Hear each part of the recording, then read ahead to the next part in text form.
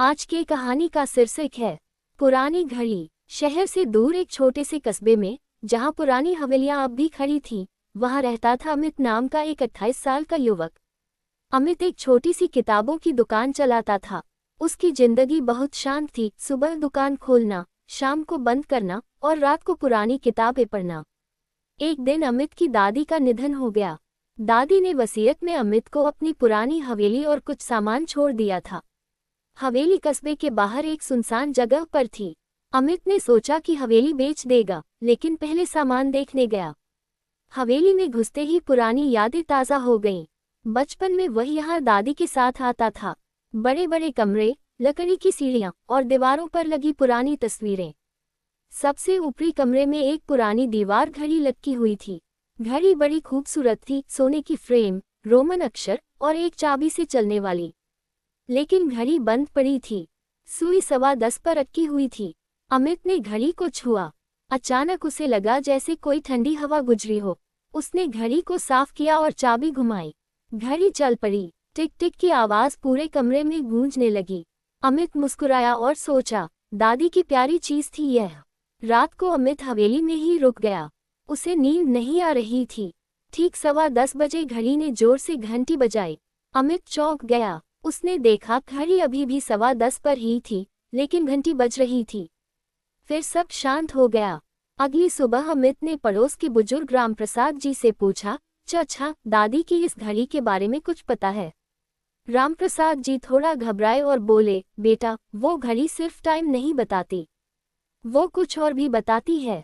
तुम्हारी दादी कहती थी कि जब घड़ी 10:15 पर घंटी बजाए तो कोई पुराना राज खुलने वाला होता है। लेकिन मत उलझो इसमें। अमित ने हंसकर टाल दिया।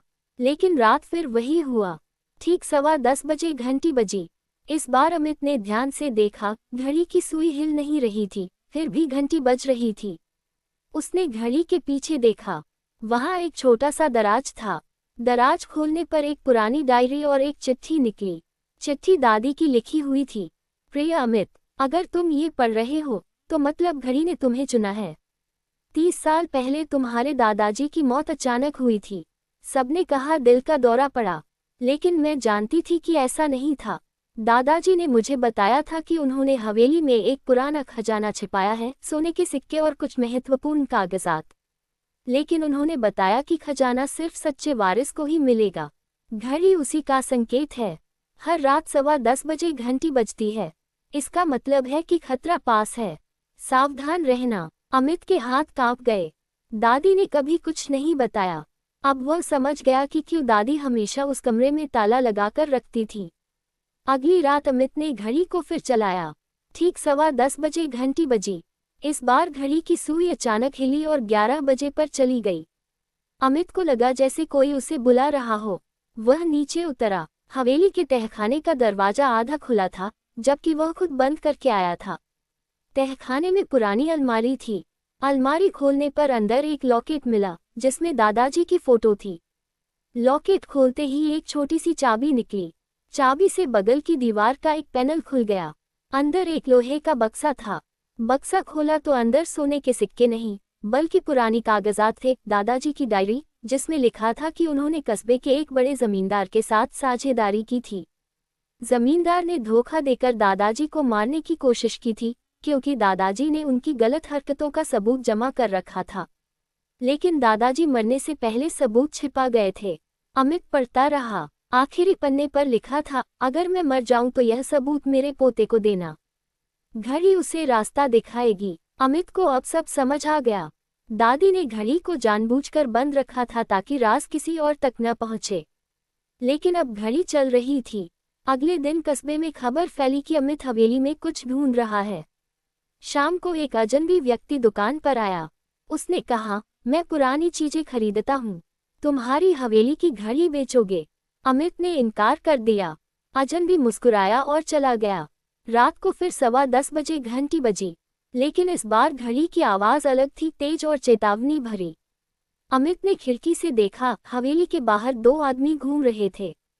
वे तहखाने की तरफ जा रहे थे। अमित ने चुपके से पुलिस को फोन किया, लेकिन पुलिस आने में समय लगता। वह खुद नीचे गया। तहखाने में दोनों आदमी बक्सा ढूंढ रहे थे। अमित ने छिपकर सुना, जमींदार साहब के बेटे ने कहा है, सबूत मिल गए तो सारा माल हमारा। पुरानी डायरी में उनके पिता का नाम है। अमित समझ गया, ये लोग उसी जमींदार के वंशज थे जो अब भी कस्बे में ताकतवर थे। जैसे ही वे बक्सा उठाने लगे, अमित ने जोर से चिल्लाया, रुक जाओ। दोनों घूमे। एक ने पिस्तौल निकाली। ठीक उसी वक्त घड़ी ऊपर जोर से घंटी बजाने लगी, बार बार, जैसे अलार्म हो। अचानक हवेली की सारी लाइटें चमक उठी जो अमित ने दिन में ठीक की थी। दोनों डर गए। अमित ने फायदा उठाकर एक को धक्का दिया, दूसरा भागने लगा। पुलिस की सायरन की आवाज आने लगी। पुलिस ने दोनों को पकड़ लिया। बक्से में मिले सबूतों से पुराने केस दोबारा खुल गए। जमींदार परिवार पर पुराने अपराध साबित हो गए। अगले दिन अमित ने घड़ी को फिर से देखा। अब घड़ी सही समय बता रही थी 9:30 सुबह। सुई हिल रही थी। राज खुल चुका था, इसलिए घड़ी अब सामान्य हो गई थी। अमित ने दादी की तस्वीर के सामने घड़ी रखी और कहा, दादी, आपका राज सुरक्षित है। अब हवेली में फिर से खुशियां आएंगी। कस्बे वालों ने अमित को हीरो कहा। उसने हवेली को संवार कर एक छोटा सा लाइब्रेरी और म्यूजियम बना दिया, जहां पुरानी घड़ी अब सबको अपनी कहानी सुनाती थी। लेकिन कभी कभी, खासकर पूर्णिमा की रात को, लोग कहते थे कि घड़ी अभी भी हल्की हल्की घंटी बजाती है, जैसे कोई पुरानी आत्मा धन्यवाद कहती हो।